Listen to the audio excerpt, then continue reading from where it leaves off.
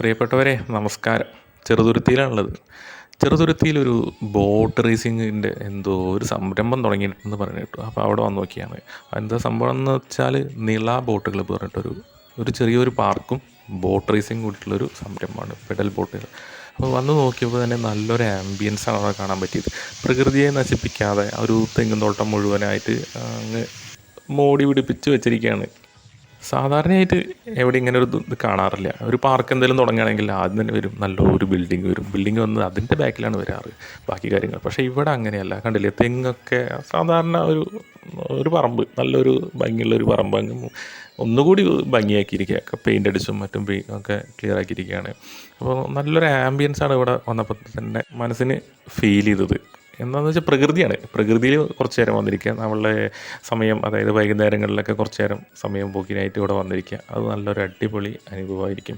ഇവിടെ ഈ പാർക്കിൻ്റെ പണികളൊക്കെ എപ്പോഴും നടന്നുകൊണ്ടിരിക്കുകയാണ്. ഇരിപ്പിടങ്ങളും കാര്യങ്ങളൊക്കെ എന്താ ഇപ്പോൾ ഈ കാണിക്കുന്നത് പോലെ ബോട്ടുകൾ എല്ലാം റെഡിയാണ്. പെഡൽ ബോട്ടാണ് വരുന്നത്. 100 രൂപയാണെന്ന് തോന്നുന്നു ചാർജ് വരുന്നത്.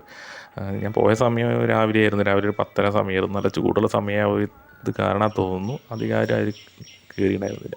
പിന്നെ പറയാവുന്നത്, കുട്ടികൾക്ക് വേണ്ടിയിട്ട് ഒരു കുഞ്ഞൊരു പാർക്ക് അവിടെ അറിയിച്ചിട്ടുണ്ട്. വലിയ പാർക്കല്ല, അത്യാവശ്യം കുട്ടികൾക്ക് കളിക്കാൻ പറ്റിയ ഒരു മണിക്കൂറൊക്കെ 1-2 മണിക്കൂറൊക്കെ ചിലവഴിക്കാൻ പറ്റിയ ഒരു പാർക്ക്, ഒരു കുഞ്ഞൊരു പാർക്ക് തന്നെയാണ്.